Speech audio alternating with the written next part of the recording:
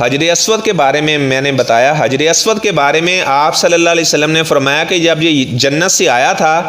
اشد بیاض من اللبن، یہ دودھ سے بھی زیادہ سفید تھا۔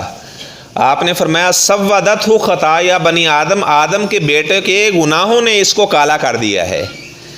جب وہ اس کو بوسہ لیتے ہیں تو وہ گناہوں کو چوس لیتا ہے، تو آپ نے فرمایا کہ یہ لوگوں کے گناہوں کی وجہ سے کالا ہو چکا ہے۔ یہاں پر عبد الرحمن محدث مبارک پوری رحمہ اللہ نے ایک نقطہ بیان کیا ہے کہ پتھر ایک جامد چیز ہے، یعنی اگر کوئی بندہ گناہ کرتا ہے تو گناہ کی نحوست اتنی ہے کہ حجر اسود بھی کالا ہو چکا ہے۔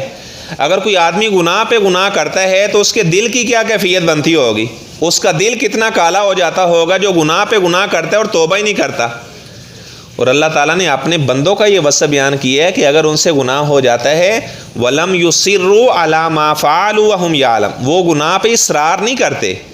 یہ نہیں کہ گناہ کیا ہے تو دوبارہ پھر وہ گناہ کرنے لگ جائیں، دوبارہ گناہ کیا تو پھر کرنے لگ جائیں، توبہ کی پھر گناہ، توبہ کی پھر گناہ۔ فرمایا کہ میرے بندے گناہ پہ جم نہیں جاتے، وہ گناہ پہ اصرار نہیں کرتے، وہ اللہ تعالیٰ سے معافی مانگ لیتے اور گناہ کو چھوڑ دیتے ہیں ساری زندگی کے لیے۔ اور جس دوسرے آپ نے فرمایا کہ جو حجر اسود ہے، قیامت والے دن اللہ تعالیٰ اس کو زبان بھی عطا کرے گا، اس کو اللہ تعالیٰ آنکھیں بھی عطا کرے گا، اور یہ لوگوں کو پہچانے گا، یا اللہ فلاں نے مجھے بوسہ دیا تھا، یا اللہ اس کی بخشش کر دے،